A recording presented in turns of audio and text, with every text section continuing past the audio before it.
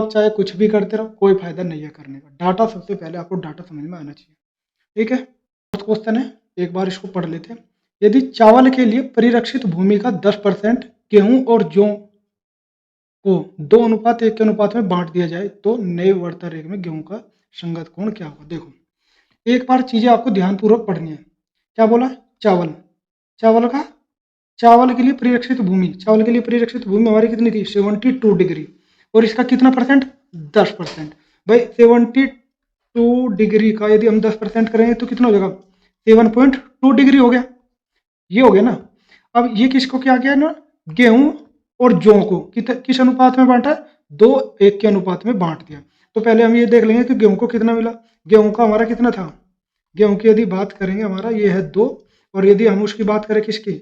जौ की, ये हमारा कितना है जो दिया गया है? ये हमारा दिया गया अनुपात में 1। तो दोनों अनुपात को एक बार जोड़ लेते हैं, ये तो आपको निकालना आता ही होगा। तो दोनों को जोड़ा 3 हो गया। तो पहले हम गेहूं का निकाल लेंगे, 7.2 डिवाइड बाई 3। तो गेहूं का निकालना तो क्या करेंगे? 2 से करेंगे, तो ये हो गया हमारा 2.4, और इससे करेंगे तो गेहूं का आ गया हमारा, यदि बात करें 4.8। ये आ गया हमारा गेहूं का। और यदि एक के साथ करेंगे जब हमारा आ जाएगा जौ की, यदि बात करें जौ का आ जाएगा हमारा 2.4।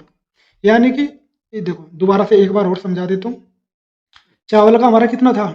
72 डिग्री था, और इसका हमने क्या किया, जो इसमें बोला गया 10 डिग्री। अब जब 10 डिग्री हमने 10%, सॉरी 10% जब हमने इसका निकाला तो हमारा 7.2 डिग्री आ गया।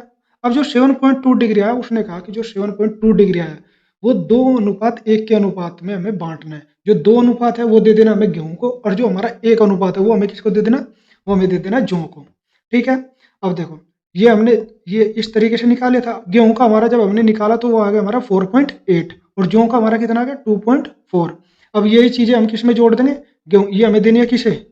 गेहूं को। अब गेहूं का हमारा कितना है? गेहूं का हमारा देखो, ये यहाँ पे यदि बात करें 72 डिग्री, तो हम इसमें कितना और ऐड कर देंगे, क्योंकि यहाँ से ये आया है ना 4.8। इन दोनों को यदि हम आपस में जोड़ लेते हैं तो हमारा आंसर हो जाएगा 76.8। ठीक है, यानी कि हमारा दूसरा ऑप्शन है। अब बात करते हैं, यदि यहाँ गेहूं ना दे के, सपोज करो, देखो ऑप्शन में क्या हो सकता है, जौ दे दे भाई, क्योंकि कुछ भी दे सकता है, गेहूं भी दे सकता है, जौ भी दे सकता है। तो हमारा हम किस में जोड़ेंगे? तब हम जोड़ देंगे इसमें। जौ वाला हमारा कौन सा है? जौ वाला हमारा 36 है, और उसमें जुड़ेगा कितना? 2.4, क्योंकि जौ का जो हमारा आया था वो आया था 2.4। हमारा ऑप्शन फिर क्या हो जाता? ये हो जाता। ठीक है, अब ऑप्शन में देखो दोनों दोनों ही दे दिया, गेहूं का भी दे दिया और जौ का भी दे दिया। तो आपको ये समझना है किसका दिया गया है। ठीक है, चलते अपने नेक्स्ट क्वेश्चन पे, और ये हमारा होगा लास्ट क्वेश्चन होगा। ठीक है दोस्तों, जैसे कि ये क्वेश्चन दिया गया है, एक बार इसको पढ़ लेते हैं। यदि चावल की उपज ज्वार की उपज से 5 गुना, किसकी उपज की बात हो रही है? चावल, चावल की उपज किससे? ज्वार की उपज से हो गई 5 गुना। और फिर और ज्वार की उपज बाजरे की उपज से 2 गुना। ठीक है, किससे? इससे 2 गुना है। तो हमें बताना क्या है? तो चावल और बाजरे का प्रति एकड़ लब्धि, लब्धि होते हैं मतलब कि कितनी उपज हुई होगी प्रति। अब हमें बतानी प्रति एकड़। ये तो इन्होंने बोल दिया कि मतलब कि जो हमारा डाटा दिया गया है उस डाटा के आधार पे हमारी इतनी उपज हुई है, लेकिन पूछा क्या जा रहा है कि प्रति एकड़ क्या होगी। पहले एक बार देख लेते हैं क्वेश्चन में कौन कौन सी चीजें ली गई है। पहले पे ली गई चावल, ठीक है, दूसरे पे बात करें ज्वार की, ठीक है, और तीसरा इसमें ऐड हो गया ये बाजरा। ठीक है, तो एक काम कर लेते हैं, पीछे से स्टार्ट करते हैं, है ना।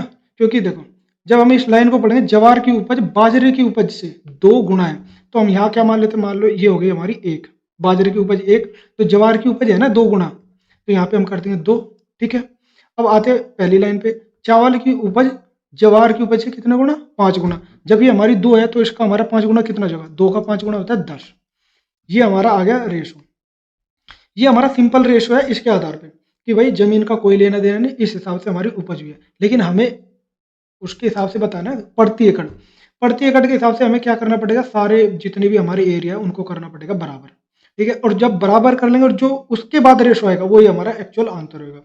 अब बात करें बाजरा की, बाजरा का एरिया कितना? 18 डिग्री। ठीक है, ये हो गया हमारा 18 डिग्री। और ज्वार का भी हमारा बराबर है, तो कोई टेंशन वाली बात है ही नहीं, 2 के हमारे आगे बराबर। अब बात करें चावल, ये देखो, यदि ये हमारा 18 होता तो हमारा यही मतलब इसी के अकॉर्डिंग हम अपना ऑप्शन निकाल लेते, लेकिन ये हमारा कितना, यानी कि 72 डिग्री। 72 डिग्री, सिंपल सी बात करें तो इससे कितना ज्यादा है? 4 गुना। भाई 4 गुना ज्यादा है तो हम क्या करें? ये 4 गुना है ना, तो बस ये जो 4 गुना है इसी को हम डिवाइड कर देंगे 4 से, तो ये हमारा अब हमारा आ गया, इस हिसाब से हमारा रहेगा।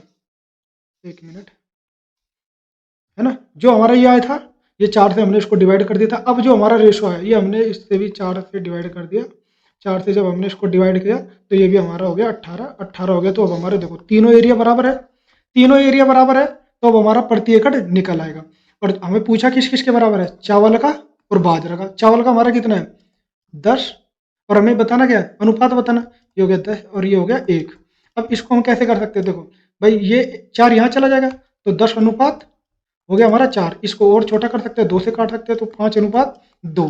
ये हमारा आंसर है। ठीक है दोस्तों, यदि अच्छा एक बार ऑप्शन तो देख लेते हैं। ऑप्शन तो ऐसा कोई है ही नहीं।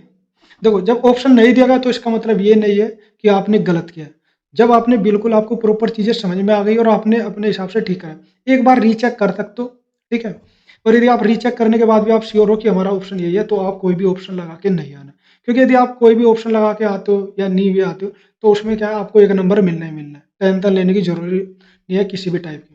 ठीक है, यदि आपको इस तरीके से समझ में आ गया हो तो वेल एंड गुड। यदि आपको समझ में नहीं आया होगा, ये क्वेश्चन थोड़ा सा मैं आपको बता दूं डिफिकल्ट है, आप मुझे को कमेंट कर देना, मैं दूसरा तरीका भी बता दूंगा, लेकिन मुझे लगता है ये सबसे आसान तरीके से मैंने आपको समझाया। ठीक है दोस्तों, एक चीज़ और, यदि आपको कुछ भी कहीं पे भी दिक्कत हो, मैं हर वीडियो में बोलता हूँ, कमेंट में जरूर बताइए। ठीक है, यदि आपको लग रहा है तेजी से पढ़ाया जा रहा वो भी बताइए, और यदि स्लो लग रहा है वो भी बताइए। ठीक है दोस्तों, और चैनल को सब्सक्राइब जरूर करिए, लाइक करो, कमेंट करो, जिससे हमें मोटिवेशन मिलता है और आपके लिए हम लोग अच्छी अच्छी वीडियो आपको बनाते रहे। और हमारा एक ही उद्देश्य है कि जैसे हम लोगों ने पहले अटेम्प्ट में मैंने पास करके मेरी नौकरी लगी, आपकी भी नौकरी लग जाए। थैंक यू दोस्तों, ओके, मिलते हैं नेक्स्ट वीडियो में।